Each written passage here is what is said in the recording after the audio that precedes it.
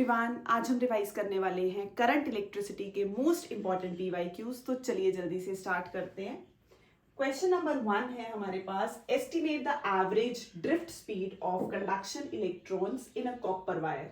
तो average drift velocity निकालनी है, जिसमें हमें क्रॉस सेक्शनल एरिया गिवन है, carrying a current of 1.5 ampere और नंबर डेंसिटी गिवन है। Assume the density of conduction electrons to be इतनी वैल्यू। तो जब भी हमें ड्रिफ्ट वेलोसिटी निकालनी है या करंट निकालना है, करंट और ड्रिफ्ट वेलोसिटी के बीच में क्या रिलेशन है? I is equal to NVDEA। तो यहां जब हम VD कैलकुलेट करते हैं वो क्या बन जाएगा? I अपॉन निया, where I is 1.5 ampere given है, नंबर डेंसिटी N गिवन है हमारे पास 9 into 10 raise to the power 28, E की value 1.6 into 10 raise to the power minus 19, cross sectional area 1 into 10 raise to the power minus 7। तो 10 raise to the power 28 है और यहाँ minus 19 और minus 7। तो सबसे पहले 10 रेज टू द पावर्स को सॉल्व करते हैं।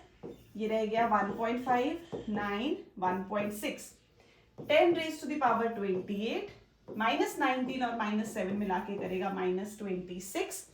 Bases are same, powers get added, 10 raised to the power 2। तो जब हम ये अप्रोक्सीमेटली सेम ले लें, इसको हम 1/9 को सॉल्व करते हैं तो 1.04 इंटू 10 पावर माइनस 3 मीटर पर सेकेंड। इसके आसपास जो अप्रोक्सीमेटली हमारे पास आंसर है वो आ जाएगा। ड्रिफ्ट वेलोसिटी निकालनी थी, करंट गिवन था। Next, a conductor of length L is connected to a DC source if the length of the conductor is tripled by stretching it। तो जब भी लेंथ इंक्रीज करते हैं एरिया डिक्रीज होता है, कीपिंग वॉल्यूम कांस्टेंट। तो हमारे पास ये हम 10th क्लास में भी करते थे कि अगर हमने वायर को स्ट्रेच किया 3 टाइम्स, 2 टाइम्स, 4 टाइम्स, तो बेसिकली उसके एरिया ऑफ क्रॉस सेक्शन पे उतना ही इफेक्ट पड़ता है, बट वॉल्यूम रिमेन्स कांस्टेंट। तो यहां जो क्वेश्चन है, if the length of the conductor is tripled by stretching it, keeping E constant किया है, explain how its drift velocity would be affected। तो रिलेशन ऐसा हो जिसमें ड्रिफ्ट वेलोसिटी भी हो, EMF भी हो हमारे पास और लेंथ भी हो।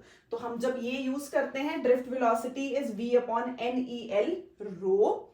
तो L बेसिकली लेंथ हो गई, बाकी सब चीजें ऑलरेडी कांस्टेंट है।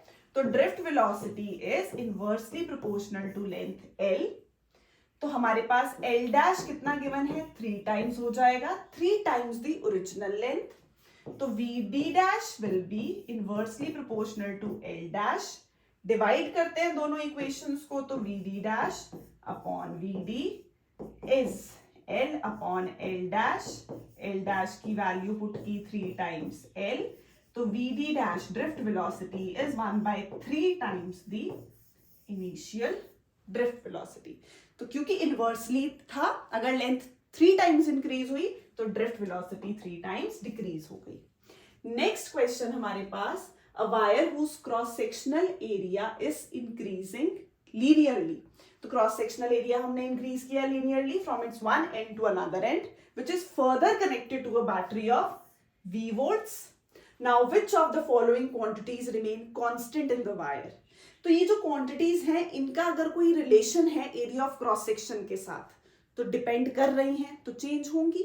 अगर इंडिपेंडेंट है एरिया ऑफ क्रॉस सेक्शन से तो कांस्टेंट रहेंगी।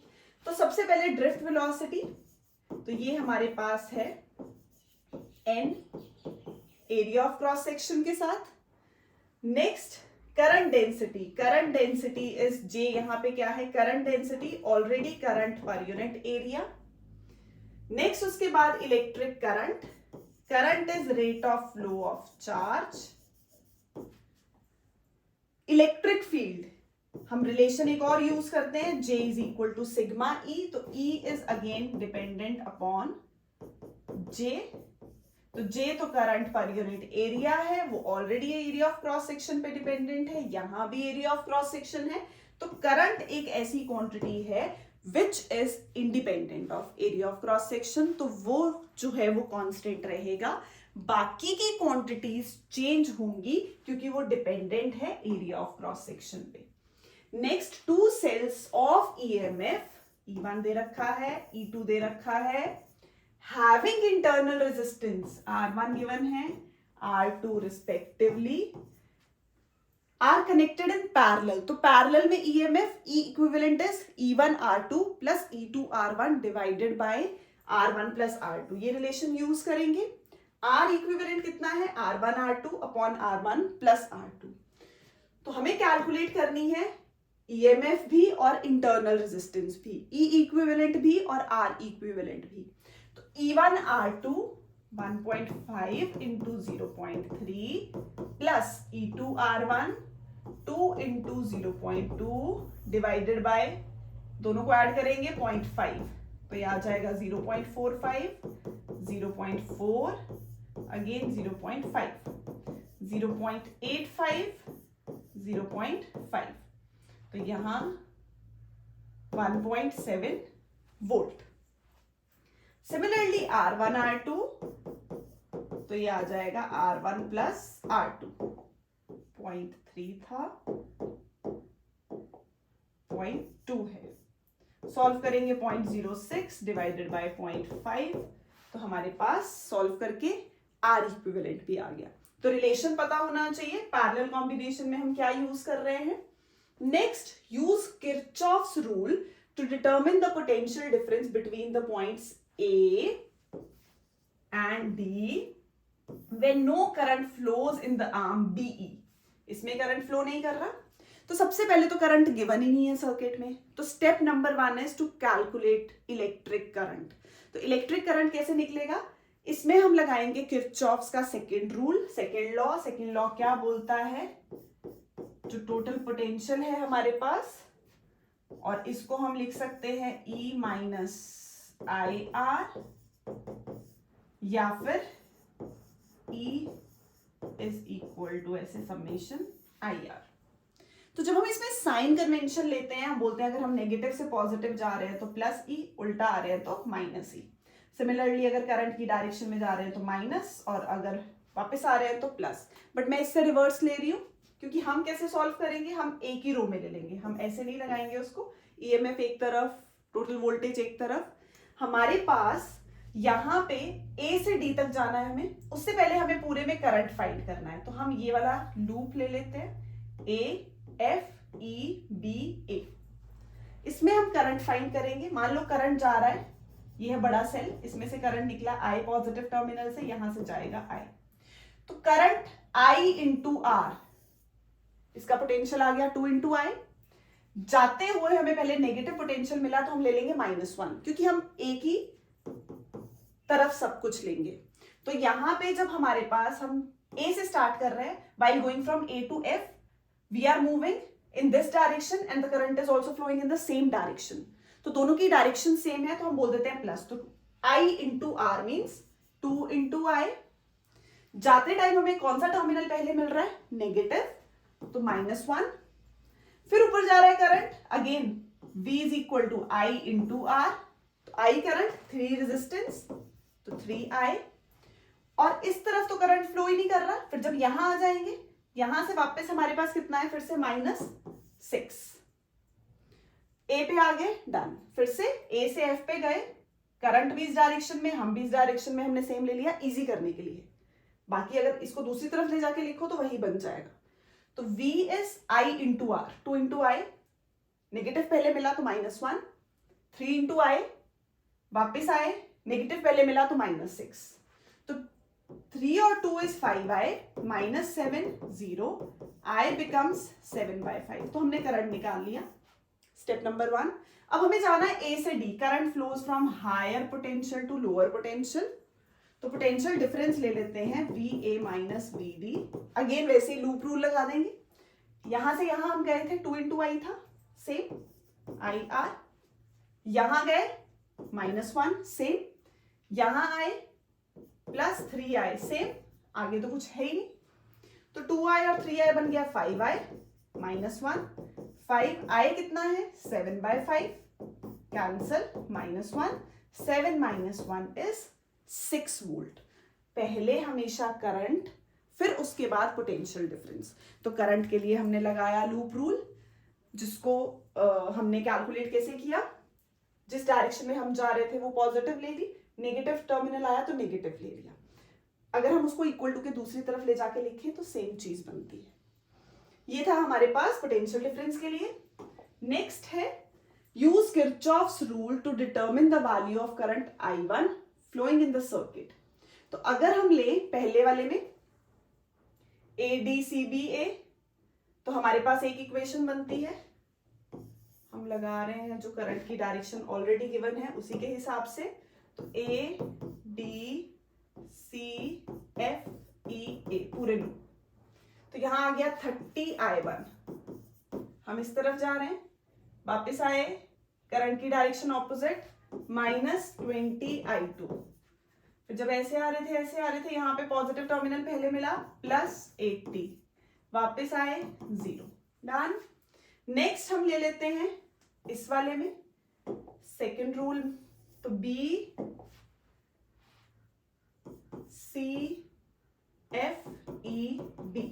तो ये बन जाएगा हमारी और करंट की डायरेक्शन ऑपोजिट, -20I1।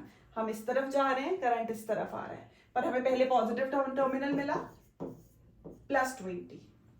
फिर वापस आए ऑपोजिट, हम इस करंट इस तरफ, हम इस तरफ मूव कर रहे हैं, -20I2, और फिर आए तो +80 और वापस 0।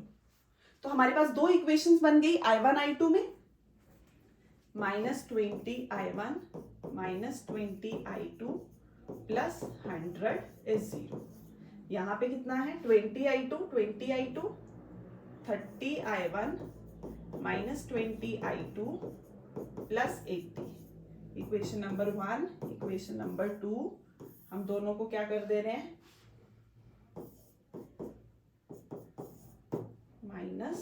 माइनस। ये लीनियर इनइक्वालिटीज बन गई है। इक्वेशंस को एलिमिनेशन मेथड लगा रहे हैं और सॉल्व कर रहे हैं।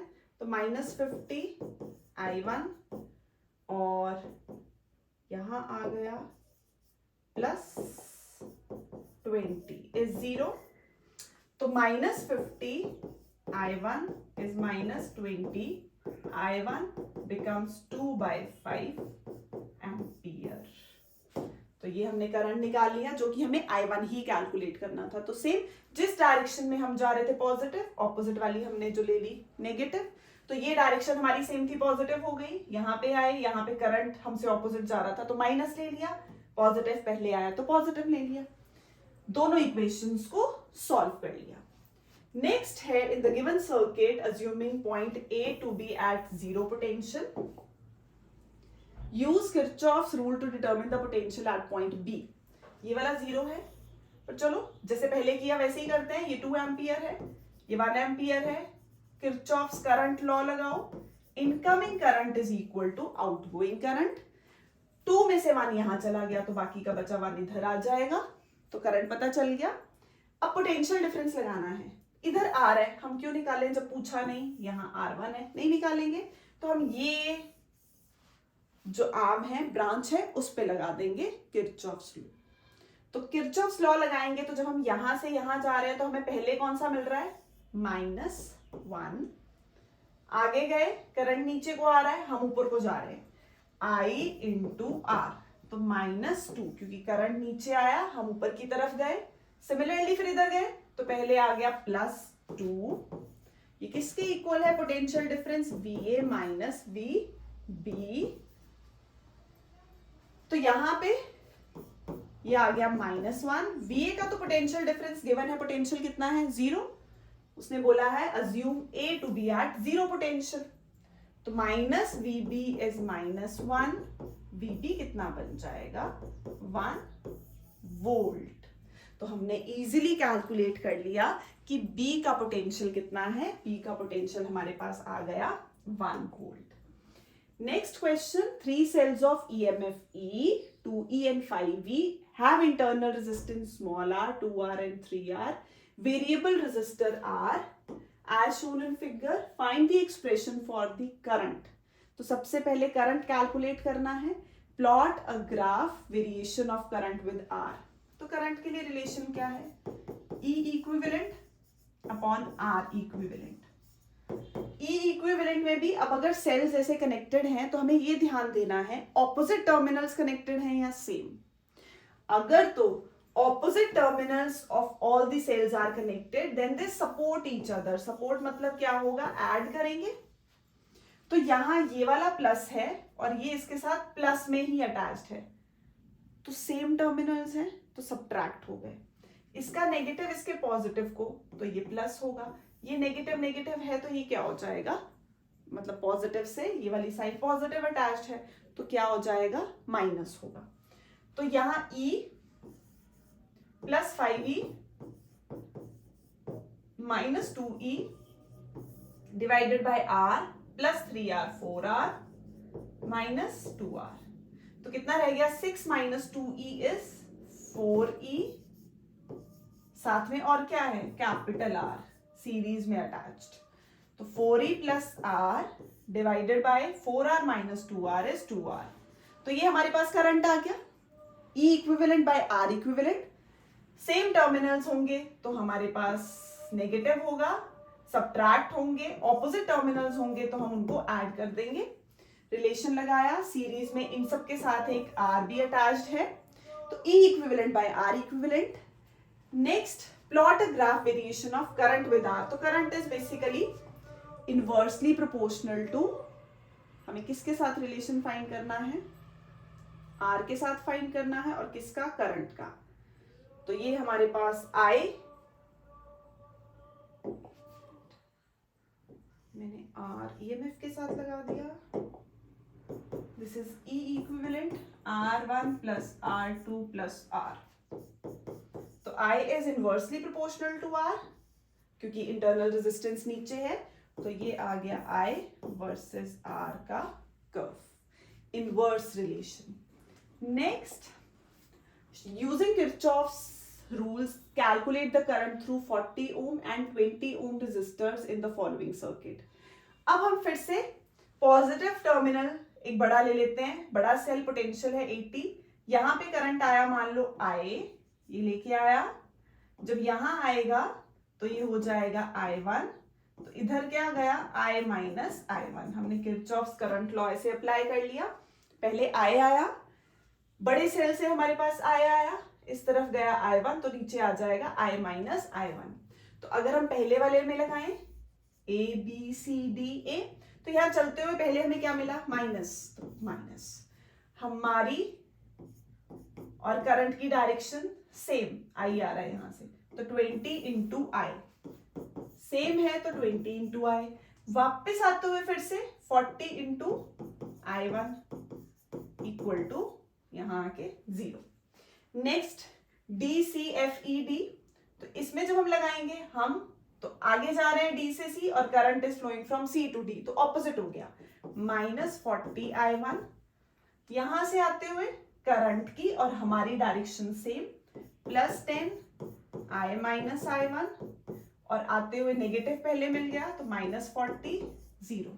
उसको ठीक करके लिखें तो minus 40 I1 plus 10 I minus 10 I1 minus 40 is 0, तो I1 हो गया minus 50 I1 plus 10 I minus 40 is again 0, और यहाँ पे हमारे पास कितना है 40 I1 और 20 I, तो इसको अगर हम 2 से मल्टीप्लाई करें तो हम इजीली कर सकते हैं, ये हो जाएगा minus 100 I1 plus 20 I minus 80 is 0।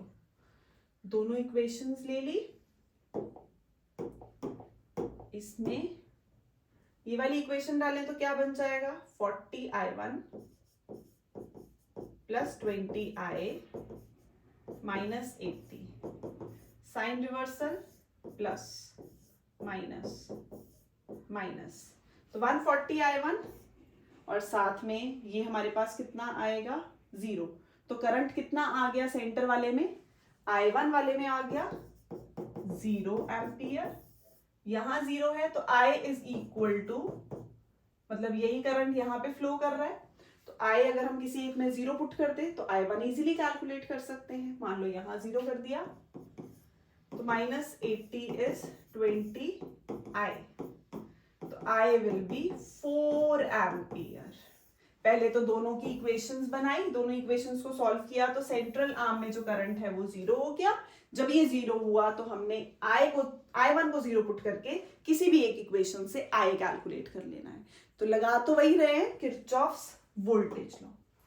Next, two electric bulbs P and Q have their resistances in the ratio of 1:2. They are connected in series across a battery. Find the ratio of the power dissipation in these bulbs.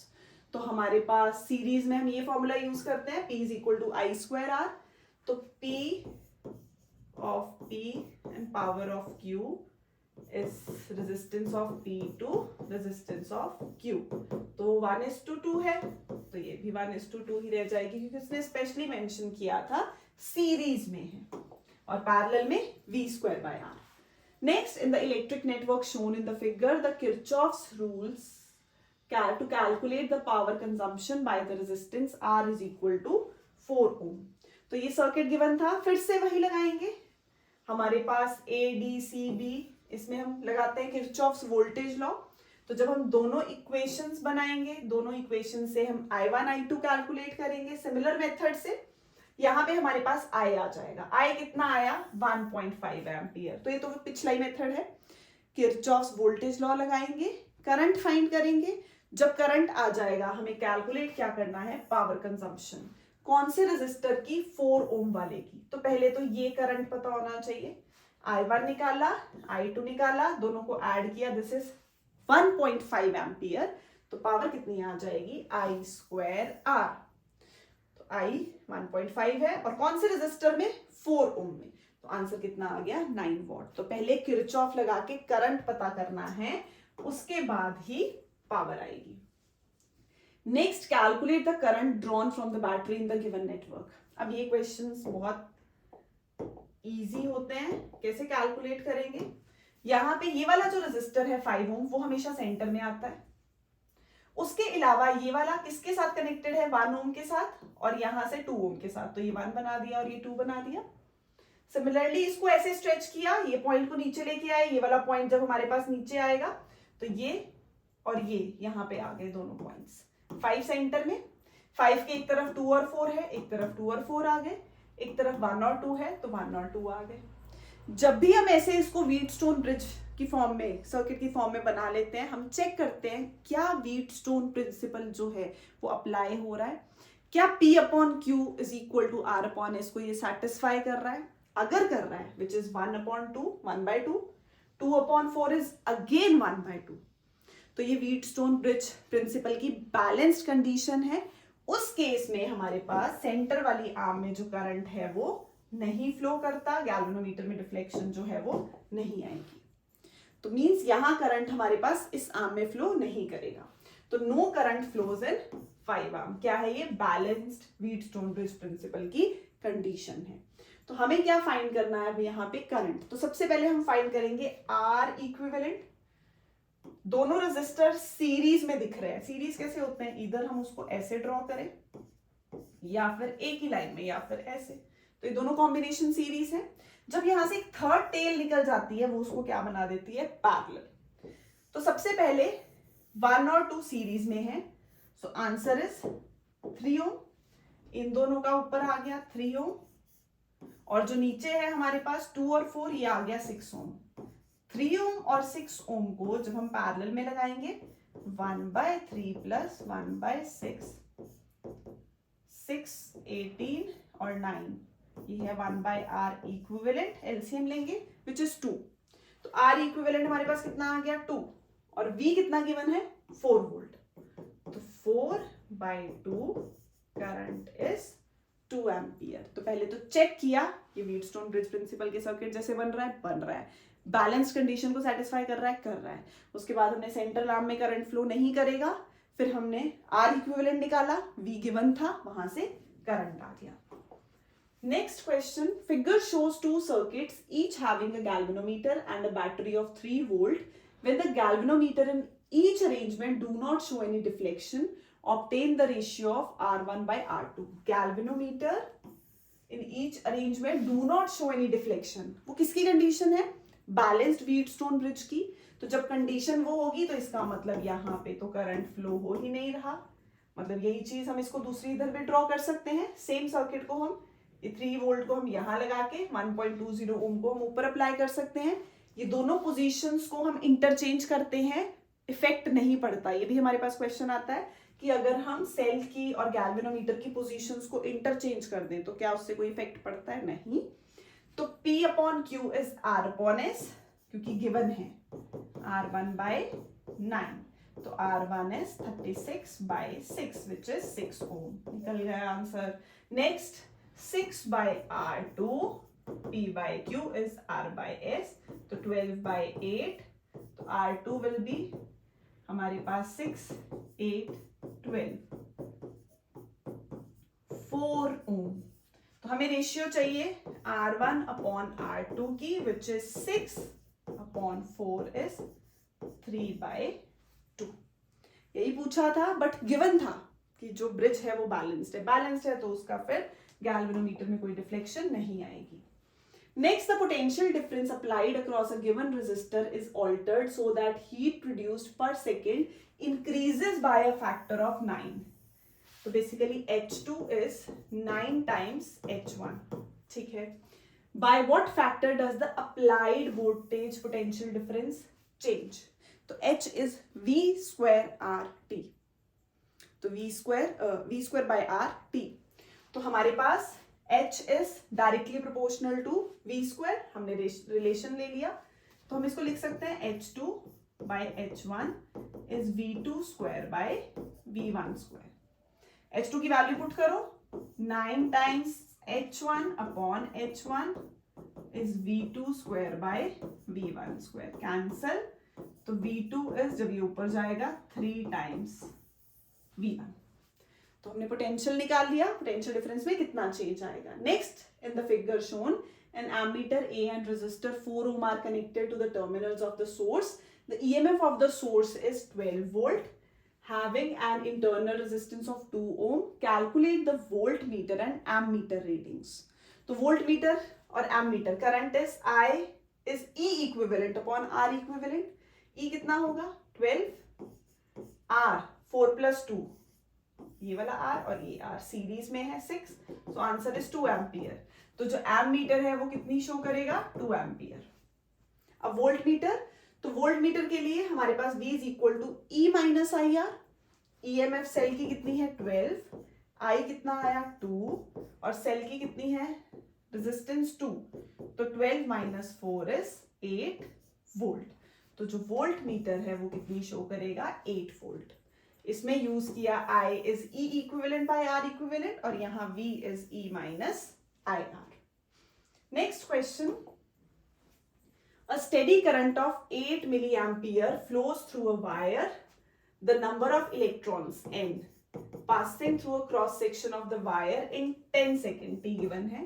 तो जब भी current in terms of number हो तो I is Q by T, quantization of charge Q is NE, तो NE by T। N कितना आ जाएगा I 8 into 10 raised to the power minus 3, क्योंकि मिली है, टाइम है 10 seconds, E है 1.6 into 10 raised to the power minus 19, तो ये आ जाएगा 1, 2, minus 19 ऊपर जाएगा बन जाएगा 19, minus 3 plus 2 minus 1, 18, 1 divided by 2 is 0.5, तो 5 into 10 raised to the power 17।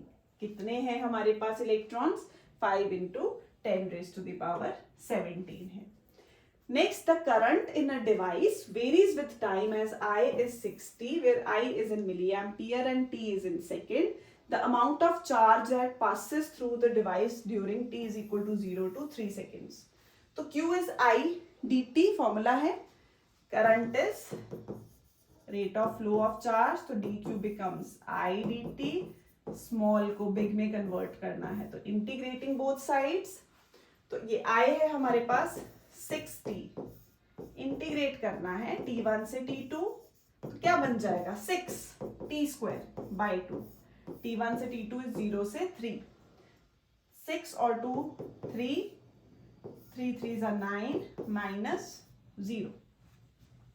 तो कितना आ जाएगा 27 मिली कूलम, क्योंकि करंट भी क्या था हमारे पास मिली एम्पियर में, तो फिर जो आंसर है वो भी किस में आ जाएगा, मिली में आ जाएगा। An electric current is passed through a circuit containing two wires of same material connected in parallel if the lengths and radii L1 upon L2 कितना है 3:2, radii is 2:3, then find the ratio of current passing through the wire। Current कितना होता है V by R, R को हम लिख सकते हैं रो L upon A, क्योंकि लेंथ और रेडियस गिवन है। तो जैसे ही इसको एरिया को पुट करेंगे pi r square, rho is constant, pi is constant, we हमारे पास सेम मटेरियल एंड लेंथ और किसकी रेशियो दे रखी है, रेडियाई की, तो बाकी सब चीजें हमारे पास क्या हो गई, कांस्टेंट हो गई।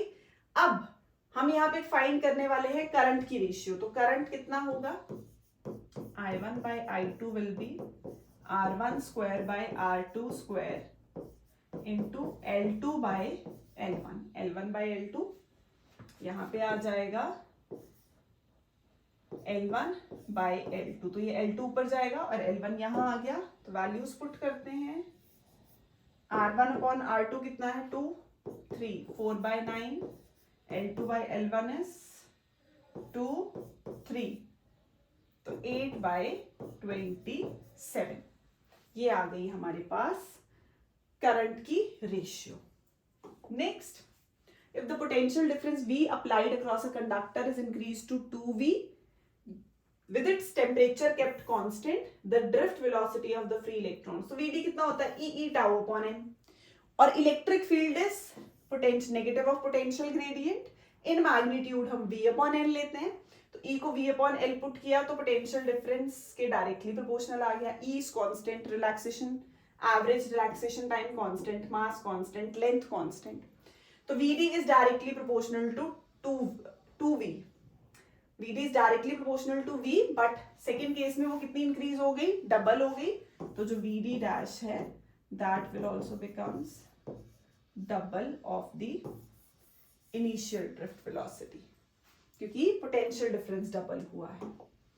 Next, two wires A and B of different metals have their lengths in 1:2 and their radii in ratio 2:1 respectively. IV graphs for them is shown in the figure. Find the ratio of their resistances. तो R is rho L upon A, या फिर हम उसको बोलते हैं अगर VI curve होता तो जो स्लोप है that is equal to R is equal to tan theta, but ये IV कर्व है तो इसका जो स्लोप हमारे पास आता है वो आता है del I upon del V, which is 1 by R, और जिसको हम फर्दर tan थीटा के इक्वल लेते हैं। तो जब हम इसको यूज करते हैं तो हमारे पास R can be written as 1 by tan theta, इसी को यूज करेंगे अब RA अपॉन RB इस tan थीटा B उल्टा हो जाएगा अपॉन tan थीटा A, तो B का एंगल हमारे पास कितना है 45, tan 45 1 और tan A 30 डिग्री, तो 30 degree means sin 30 1 by √3, so the answer is √3। तो RA अपॉन RB की रेशियो इतनी आ गई। रेजिस्टिविटीज इन्होंने सिग्मा से डिनोट की हैं जो कि रो ही है, मतलब तो R होता कितना है रो L अपॉन ए, हम ले लेंगे सिग्मा L अपॉन ए क्योंकि मेंशन्ड है सिग्मा, तो sigma A by sigma B will be RA upon RB, sigma will be RA by L। तो किसकी किसकी रेशियो गिवन है, length is 1:2 and radii is 2:1, तो L1 अपॉन L2 कितना है 1/2 और रेडियाई कितना है R1 अपॉन R2 इज 2/1। तो जब हम यहाँ वैल्यू पुट करते हैं ये भी आ जाएगा AA अपॉन AB, बट साथ में होगा LB upon LA। Area can be written as pi R square, तो RA square upon RB square LB upon LA। तो RA रेजिस्टेंस हमारे पास रेशियो आई है √3 और RA upon RB square is 4:1, LB upon LA will be 2. तो this is 8√3, क्योंकि R1 upon R2 था 2, स्क्वायर होगा 4 और लेंथ की रेशियो थी 1:2, तो वो 2:1 आ जाएगी। तो ये आ गई हमारे पास रेजिस्टिविटीज की ratio. Next, find the temperature at which resistance of a conductor increases by 25%। तो अगर इनिशियल R है, R में 25% इंक्रीज किया, 25/100 ऑफ R, तो बन जाएगा 125 R/100 which is 1.25 R। At 27 degree Celsius मतलब टेम्परेचर कितना है 300 केल्विन, 27 + 273, तो इसको हम ले लेते हैं find the temperature at which T1, T2 हमें फाइंड करना है, द टेम्परेचर कोफिशिएंट इज इतना, तो यही फॉर्मूला यूज करेंगे हमें T2 फाइंड करने के लिए। अल्फा R1 T2 - T1 ऊपर गया is equal to R2 - R1। R2 कितना है 1.25 R minus R 0.25 R। Alpha है 2 × 10⁻⁻⁴, R1 है R, T2 हमारे पास फाइंड करना है और T1 इज 300। तो जब ये उधर गया R से R तो पहले कैंसल, T2 - 300 एक तरफ रखा, 0.25 डिवाइडेड बाय 2 × 10⁻⁻⁴ नीचे आ जाएगा, तो ये ऊपर गया 0.25 × 10⁻⁴, 3 2 25 × 10⁻² भी लिख सकते हैं, मीन्स 2500 डिवाइडेड बाय 2, तो ये आ गया 2500 डिवाइडेड बाय 2 मीन्स 1250। T2 - 300, अब 300 भी उधर जाएगा, तो T2 कितना आ गया 121,550 केल्विन। तो ये हमने कैलकुलेट किया टेम्परेचर यूजिंग अल्फा। अल्फा क्या है, टेम्परेचर कोफिशिएंट है, कितना होता है R2 - R1 upon R1, T2 - T1। Initial resistance R थी, सेकेंड टाइम 25% इंक्रीज हुई तो बन गई 1.25 R, और हमने वैल्यूज पुट की, T1 गिवन था 300 केल्विन, T2 कैलकुलेट कर लिया। Next, a potential difference is applied across a given conductor of length L and cross sectional area A. How will the drift velocity of electrons and current density be affected if another identical conductor of the same material were connected in series? तो अगर length पहले L थी, series में L + L becomes 2L, तो VD is inversely proportional to length। तो अगर length double हुई है तो VD dash is 1/2 times, ये हमने पीछे भी किया है सेम, क्योंकि यही फॉर्मूला हमने वहां पे भी यूज किया, तो आ जाएगा VD dash will be half of VD, length double drift velocity half. और सेकेंड पूछा था करंट डेंसिटी, तो current density is again NEVD, तो यहां पे भी हमारे पास क्या आ जाएगा NEVD में डायरेक्टली प्रोपोर्शनल है VD के, तो current density will also become half of initial current density, क्योंकि लेंथ डबल हुई है तो ड्रिफ्ट वेलोसिटी हाफ हुई है, तो करंट डेंसिटी भी कितनी हो गई, हाफ हो गई। Next, a potential difference V is applied across a conductor of length L and uniform cross-section area A. How will the electric field E, drift velocity and current density be affected if V is doubled and length L is halved, keeping other factors constant? तो हमें पता है electric field is potential gradient V/L, तो अगर length double हो रही है तो इलेक्ट्रिक फील्ड हाफ हो जाएगी। अच्छा, पोटेंशियल डिफरेंस भी है, पोटेंशियल डिफरेंस डबल हो रहा है, तो पोटेंशियल डिफरेंस को डबल किया, लेंथ को हाफ किया, तो ये वाला 2 ऊपर जाके मल्टीप्लाई होगा 4 times the initial value. V को डबल किया, L को हाफ किया, V को डबल किया, L को हाफ किया, ये वाला 2 ऊपर गया 4 V/L, V/L is again E, तो 4 टाइम्स इंक्रीज हुई।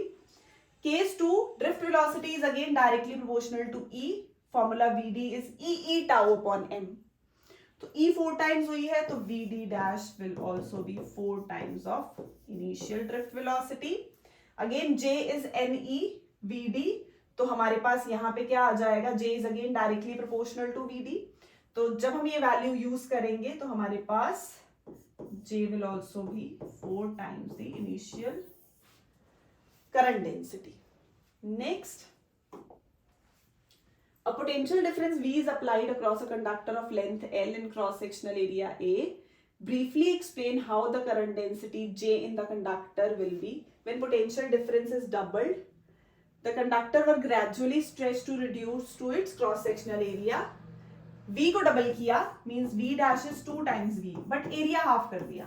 और अभी बताया कीपिंग वॉल्यूम कांस्टेंट, अगर एरिया हाफ हो रहा है तो लेंथ डबल हो जाएगी. तो हमने वही चीज यहाँ की A1 L1 is A2 L2. अगर कंडक्टर को स्ट्रेच करते हैं उसकी वॉल्यूम कांस्टेंट रहती है, तो A1 L1 और एरिया कितना हो गया, हाफ हो गया A/2 L2, तो लेंथ कितनी हो गई, डबल. तो ये हमें वैसे भी पता है कि अगर एरिया डबल हो रहा है तो लेंथ हाफ हो जाएगी, अगर एरिया हाफ हो रहा है तो लेंथ डबल हो जाएगी. तो फिर से J is NE VD, तो यहाँ पे NE VD is EE tau upon M, तो NE square tau V, E को V upon L पुट कर दिया, तो J is directly proportional to V है. मतलब हमारे पास यहाँ पे हमें किसके कंपैरिजन में बताना है, एक तो V डबल और लेंथ क्या है हमारे पास डबल. तो जब ये भी डबल हो रहा है, लेंथ भी डबल हो रहा है, करंट डेंसिटी क्या है, directly proportional to potential difference, inversely proportional to length.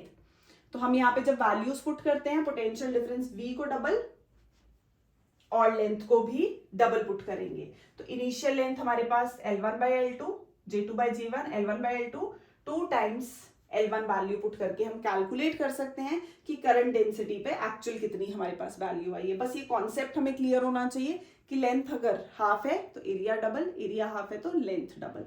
बाकी तो हम रिलेशन यूज करते हैं. Next, two sources of equal EMF are connected in series. This combination is in turn connected to an external resistance R. The internal resistance of two sources are R1 and R2. If the potential difference across the source of internal resistance R1 is 0, then capital R find करना है. तो दो sales ले लिए, EMF E R1, E R2. Current मान लो I flow कर रहा है, तो I is E equivalent upon R equivalent. तो E plus E2E, R1 plus R2 plus R, net resistance आ गई, करंट आ गया. अब पोटेंशियल डिफरेंस किसके अक्रॉस जीरो है फर्स्ट, तो यहाँ V is E minus I R1. First वाले का पोटेंशियल डिफरेंस हमें क्या करना है, जीरो. तो हम वैल्यू पुट करेंगे E minus I across R2. If the potential difference across the source of internal resistance R1 is 0, तो हमारे पास पोटेंशियल डिफरेंस हमने जीरो किया, तो वैल्यू पुट की, तो हमारे पास आंसर कितना आ जाएगा. जब हम E माइनस IR ले रहे हैं उसमें वैल्यू पुट कर रहे हैं, जीरो कर रहे हैं, एलसीएम लेंगे तो हमारे पास R की वैल्यू आ गई. E तो यहां से कॉमन आके जीरो, E कॉमन, बाकी जाएगा R plus R1 plus R2. तो जब हम ये सॉल्व करेंगे तो हमारे पास कैपिटल R. तो हम किसी के टर्म्स में भी जीरो कर सकते हैं कि चाहे हम फर्स्ट सेल के अक्रॉस पोटेंशियल डिफरेंस जीरो कर दें या सेकंड के अक्रॉस. तो कैपिटल आर कैलकुलेट करने के लिए यही करना है, पहले करंट कैलकुलेट करना है, आई निकला, फिर उसको V is equal to E minus IR में पुट कर दो. अगर फर्स्ट के अक्रॉस बोला है तो फर्स्ट के अक्रॉस, अगर सेकंड के अक्रॉस बोला है तो सेकंड के अक्रॉस. पोटेंशियल डिफरेंस जीरो करो और कैपिटल आर की वैल्यू आ जाएगी. Next, a straight line plot showing the terminal potential difference V of a cell as a function of current I. The internal resistance of the cell would be small r. V versus I curve है, तो जब small r find करना होता है slope आता है slope of ER curve. तो small r निकालने के लिए हम इसका slope निकाल लेते हैं. तो slope means perpendicular 5.6 minus 0 upon base 2 minus 0. तो ये 5 ये आ जाएगा, तो 56, 28, 2.8 ओम. तो हमारे पास कितना स्लोप आ गया, 2.8 ओम आ गया. तो जब भी ऐसा कर्व है स्लोप निकालेंगे तो स्मॉल आर आ जाएगा. Next question, a battery of 10 volt and negligible internal resistance is connected across the diagonally opposite corners. ये ले लिए डायगनली ऑपोजिट कॉर्नर्स, बैटरी के साथ कनेक्ट है, कितनी है 10 volt. Of a cubical network consisting of 12 resistors, each of 1 ohm resistance. Use Kirchhoff's rule to determine equivalent resistance और total current. तो जब भी ऐसा कोई सर्किट आएगा हम उसमें करंट सबसे इंपॉर्टेंट फैक्टर है कि कितना ले रहे हैं. तो हम कोशिश कर रहे हैं ऐसा ले कि हमें लास्ट में आगे जाके जब डिवाइड करें तो फ्रैक्शन में वैल्यू ना आए। तो इसके लिए हम लेते हैं 2i 2i 2i।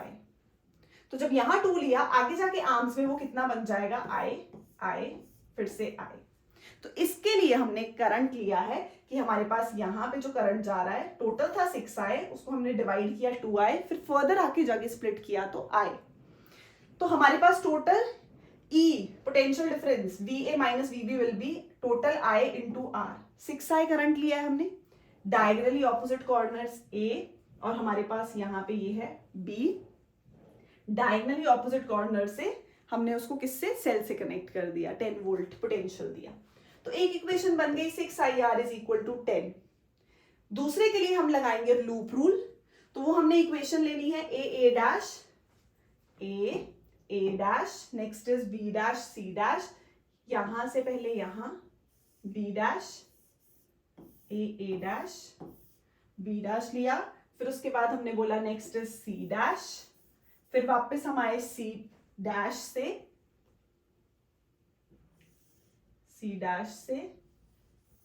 ऐसे A पे।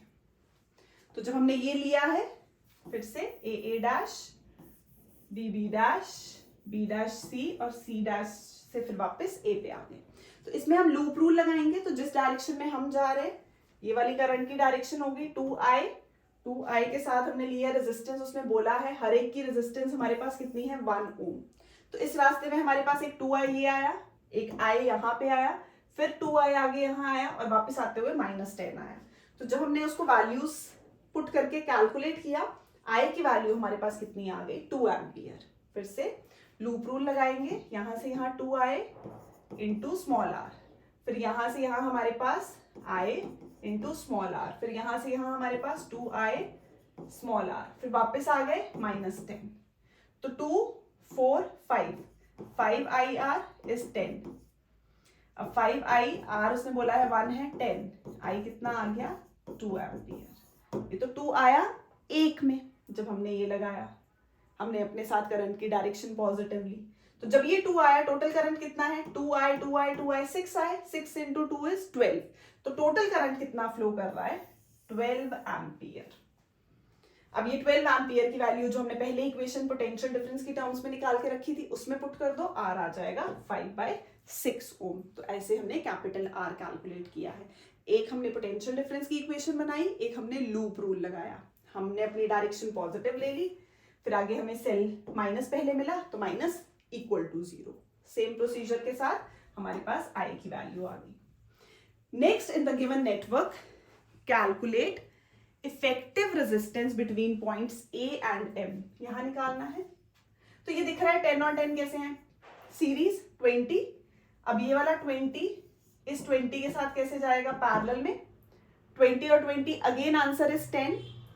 तो ये वाला हमारे पास हटा, यहाँ पे इसकी जगह हम एक 10 का इसके साथ सीरीज में बना सकते हैं, A से 10 और ये वाला 10 अगेन 20, फिर हम आ गए AM पे।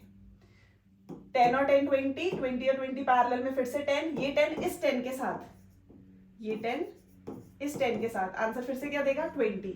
तो अब हम इसकी जगह भी एक बना सकते हैं रेजिस्टर 20 ओम का, ये 20 आया, अगेन ये 20 फिर से पैरेलल में, आंसर देगा हमें 10। यहां तक 10 आया, फिर ये 10 फर्दर इसके साथ क्या होगा सीरीज में 20। तो ये जो 20 आ रहा है ये 30 के साथ किस में जाएगा, पैरेलल में जाएगा। फिर से एक बारी हमने क्या बोला, इनिशियली सीरीज हमने अभी डिफाइन किए थे कि या तो ऐसे हो या फिर ये दोनों सीरीज कॉम्बिनेशन है। तो यहाँ पे 10 और 10 हमें क्या दिख रहे हैं, सीरीज कॉम्बिनेशन दिख रहा है। ये 10 है, ये 10 है, 20 दोनों को हटा के ये 20 और ये 20 फिर से पैरेलल में। आंसर जब दो सेम रेजिस्टर्स पैरेलल में होते हैं तो आंसर हाफ हो जाता है, 3 सेम रेजिस्टर्स पैरेलल में होते हैं तो 1/3 हो जाएगा। तो 20 और 20 answer is 10। Again that 10 is connected in series with this 10। तो 20 एंड 20 अगेन इन पैरेलल 10, और यहां जो इन सबको हटा के आंसर 10 आएगा वो 10 इसके साथ फिर से फर्दर किसमें होगा, सीरीज में। 10 आया और ये 10, तो 10 और 10 यहाँ पे 30।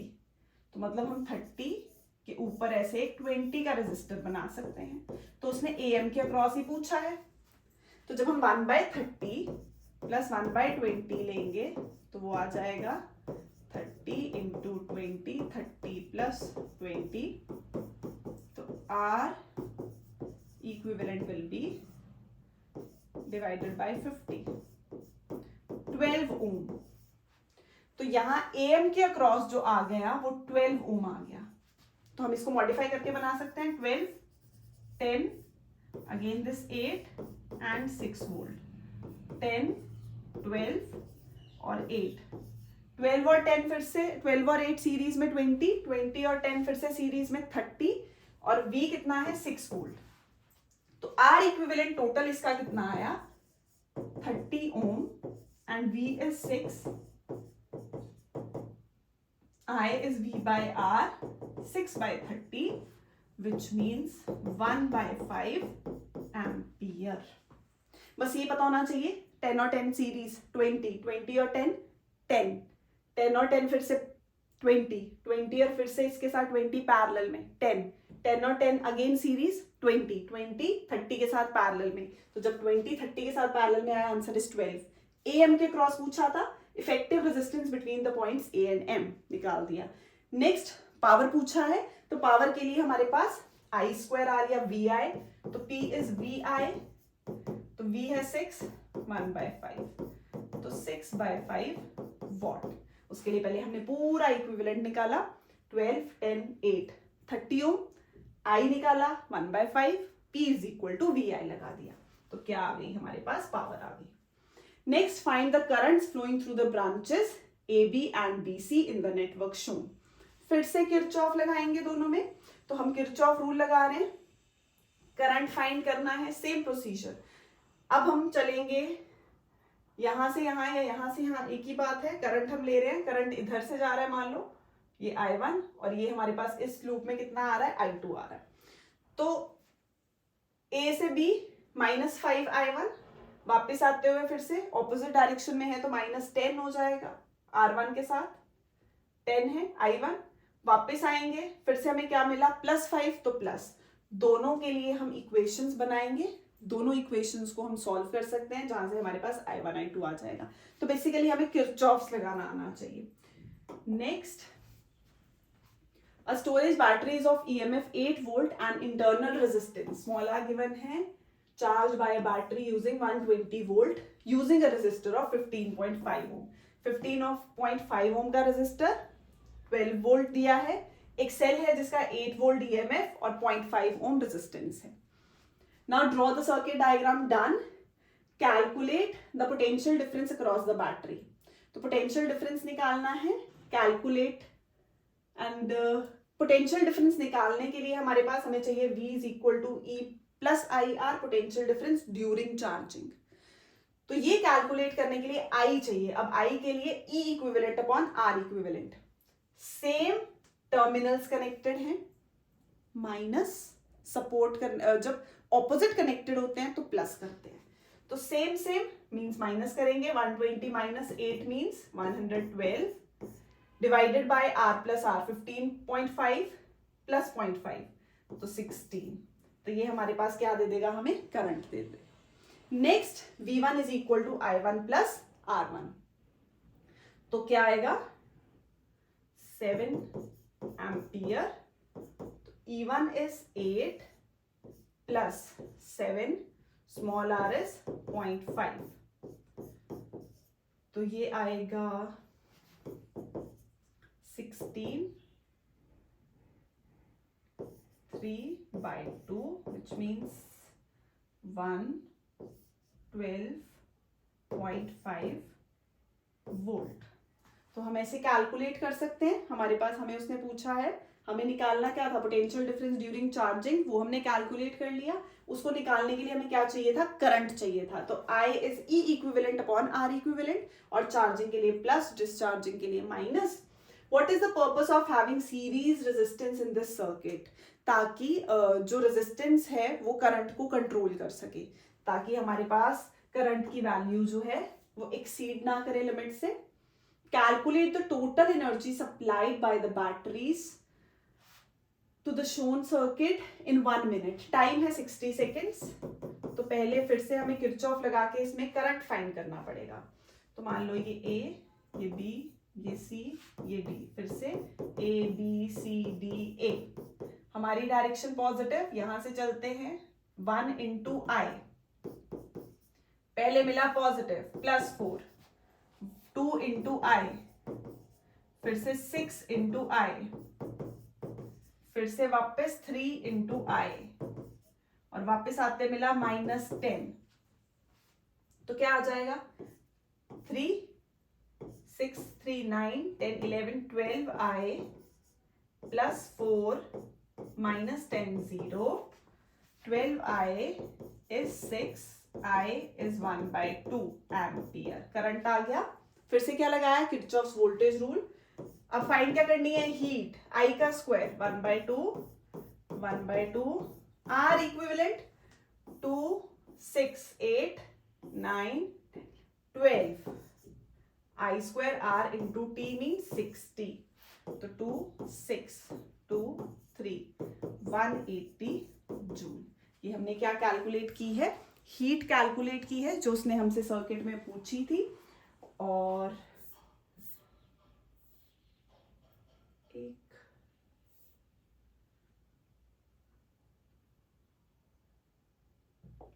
यहां पे हमने रिलेशन यूज किया, J is NE/VD. तो VD आना था J/NE, which means J is current per unit area. एक A एक्स्ट्रा, बाकी ठीक. ओके बेटा, बाय.